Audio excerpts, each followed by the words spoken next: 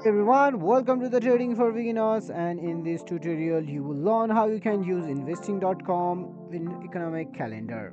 So without any further ado, let's dive into the video. Open your default web browser and in the above search bar you can just type in investing.com. This is the official domain of investing.com, which will lead you to the official web page of investing.com. Here you can find the various options available right here. Let's click on the economic calendar so that we can open the economic calendar. Economic calendar basically tells you about the upcoming future of the stocks and commodities. You can check the options of today's, tomorrow's, this week's, and the next week.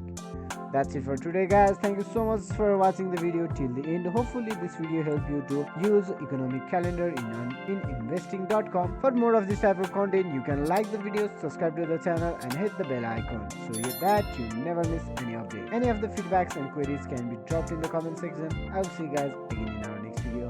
Have a nice day.